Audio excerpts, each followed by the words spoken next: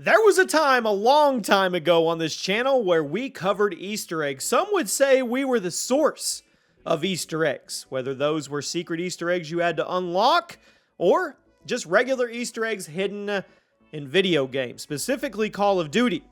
The Black Ops sub-series has always been a fan favorite with Call of Duty players, and one of the main reasons was the insane amount of character and personality in Easter eggs. So many things are central to the core makeup of a Black Ops game, and one of those parts was Easter eggs. Welcome to the channel, everybody.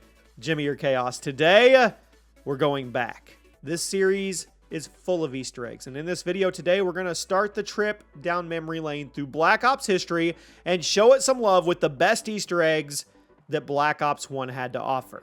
We'll start where it began. Let me know your favorite Black Ops 1 Easter egg down in the comments. Let me know if you want us to keep this going and cover other Call of Duty games. Make it a series. And we start off at number 10. Eminem and zombies. I'm not kidding. We're going to start off the list strong. In case you didn't know, there was actually a way to get an Eminem song playing on one of the Black Ops 1 zombie maps if you and your buddies were able to coordinate a few things. Now, you had to load into the map 5, which has since become a fan favorite. You had to find the 3 red phones that Treyarch put in there in some random places. But if you activate all 3 red phones at the same time, Eminem's song Won't Back Down would start playing. But hilariously enough, if you had the graphic content filter enabled, the strong language of the song would keep it from playing. Instead, you would just get the main menu music on an infinite loop. It's actually kind of funny, the more you know. At number 9, 8-bit songs on Moon. Moon is another zombies map that has become a fan favorite in the community, and it had a goofy Easter egg that I honestly loved. I wish this kind of thing was more common in more games. There's a couple of discs hidden around the map. If you grab them and take them to a certain computer, it would actually change the music to 8-bit remixes of a couple different songs from the zombie soundtrack. It was pretty cool. It was an awesome touch on the map, and it gave you a whole new appreciation for the music written for the game. Because let's be honest, the 8-bit songs hidden around the moon are absolute bangers, and in some ways, better than the actual zombie soundtrack. More games should hide 8-bit remixes of their soundtracks around their games. It's a fun little addition whenever it shows up. At number 8, yes, more songs. Lullaby of a Dead Man. This is one of the most iconic pieces of music from COD Zombies, and most longtime players will recognize it instantly. But there was one map in Black Ops 1 that actually used it as an Easter egg in kind of a weird way. If you loaded into the map Varut and flushed one of the toilets 3 times, Lullaby of a Dead Man would start playing instead of the default music for the map. But this isn't the only audio-based Easter egg in Black Ops 1 Zombies. In fact, there's another piece of hidden audio that had a much bigger impact on Zombies as a mode itself. At number 7, 115 lore. Yep, it's a major part of the Black Ops Zombie storyline. It was introduced in the original game as a meteor fragment on the map Shinonuma. But the map story doesn't really tell you much about it on its own. Instead, you have to do a little digging into the map to find little pieces of information so you could better understand what Element 115 was. And it gave a ton of additional background and world building that put future 115 stories into better context. Best place to find that hidden lore was finding a certain radio on the map Shinonuma that told you a ton of information about it. So, might not be the most complicated or well-hidden Easter egg in the game, but it was really cool that so much lore was hidden around the map and not told to you directly. It made the start of the 115 storyline a lot more interesting and a lot more community engaging. At number 6, Avenged Sevenfold. I know, a lot of music. Everyone remembers the Avenged Sevenfold Easter egg in Black Ops 2, but what about the first one? Avenged Sevenfold actually made their COD debut on the Zombies map Call of the Dead. Took a bit of work to get it up and running. You had to run around, find 3 meteor fragments in the first 3 areas of the level. Every time you found one, you had to run up, hold the action button on it, and if you managed to find and interact with all 3 of them, the Avenged Sevenfold song Not Ready to Die would start playing. It added some insane energy to your next encounter with your next horde of zombies.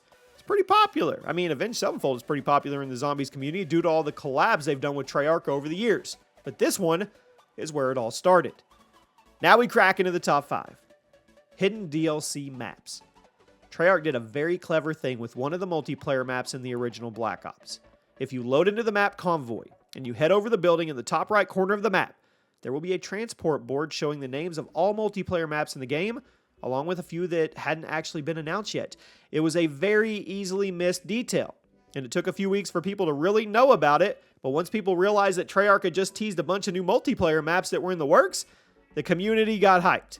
The Convoy map list confirmed all the names of the maps that came with the First Strike and Escalation DLC packs. And with how beloved Black Ops 1 was, we were all excited to have confirmation that more content was in our very near future. They literally hit it right in front of our faces. At number 4, Hotel on Stockpile. This is another case of Treyarch teasing the future of Black Ops 1 in the game, which was basically an unheard of practice at that time. I know that all of you are used to developers constantly plugging and teasing their new content. But back in 2010, when Call of Duty was first becoming a big deal, this was a cool way to generate hype. So if you loaded into the map Stockpile in Black Ops 1, you would notice a lot of random pictures around the map, either on the walls or on scattered pieces of paper. Interestingly, some of these pictures scattered around the map were actually pictures of the map Hotel, which wouldn't be released until the Escalation map pack. Most of us didn't realize this at the time, but the fact that Treyarch was teasing one of their DLC maps from day one is actually pretty wild. It definitely led to a lot of players starting to pay way more attention to tiny details in COD multiplayer maps. At number 3, Dead Ops Arcade. Everyone knows what Dead Ops Arcade is now because Treyarch has made it a central part of the zombies experience. But the original version of this minigame was one giant Easter egg. Not only was this arcade mode an Easter egg, but it also had to be unlocked with a secret cheat code. Yes, a cheat code. By entering the code DOA, you would unlock Dead Ops Arcade. It was an awesome little addition to the game. Made you feel like a hacker because you knew the secret game mode code when other people didn't. You could also unlock Dead Ops Arcade by using doing the 3-arc unlock code, but that wasn't nearly as cool as hitting DOA and popping it into this awesome bonus zombies mode. I really wish developers still did stuff like this in their games. Then again, everybody would spoil it for everyone else on social media, so yeah. At number 2, Thunder Gun and Campaign. Did you know, you probably did, you could actually get the Thunder Gun in one of the campaign levels and use it. When playing through the mission numbers, there will be some Nova 6 barrels sitting around in the early sections. If you blow up all 6 of them, it would trigger the entire screen to shake, at which point you need to go back to the back of the room and find the open tape dock. You'll then be given a button prompt to pick up one of the tapes, and if you pick it up, the screen will shake again. You carry on with the level, but when you reach the first armory behind the fridge, there will be another open tape dock where you're given another button prompt and the screen will shake again. You'll have to stay in place because if you press the button again a few seconds later after the screen shakes, it will give you the Thunder Gun, the one right from Zombies mode, and you get to keep it for the remainder of the mission. Secret weapon Easter eggs are some of my favorite things in Call of Duty history. This has to be one of the coolest Treyarch has ever done. And at number 1 today, the best Black Ops 1 Easter egg, in my opinion, has to be the Nuketown Rolling Stones Easter egg. Now, we all expect there to be an Easter egg on every version of Nuketown, but back when the original one was discovered in 2010, it was a game-changing moment for COD history. This was before everyone was posting stuff on social and YouTube, and I mean, it actually took a ton of players by surprise. It became kind of an urban myth for a while because not only did people seem to have a lot of different ideas of how to trigger it, there's also tons of fake versions that people fell for. But the Easter egg itself would be triggered by decapitating all of the Nuketown mannequins within the first 15 seconds of the match timer, and it was rare because the mannequins always had some random spawn points, meaning there was no way to do it consistently like other Easter eggs. But if every mannequin's head was decapitated in the first 15 seconds of a match, the song Sympathy for the Devil by the Rolling Stones would start playing for the entire lobby. Not just you, for everybody, and provide some pretty awesome atmosphere for the battle. This Easter egg has gone down in COD history as one of the most iconic and game-changing because it was a massive reason why later Black Ops games had so many Easter eggs in them. Treyarch loves putting random things like this in their games, and the community absolutely loves finding them. And there you have it. Let me know if you guys can think of an Easter egg from Black Ops that we didn't mention. If you want this to become a series where we go back to old Call of Duties and showcase the cool Easter eggs, you let me know in the comment section. I'll see you guys soon.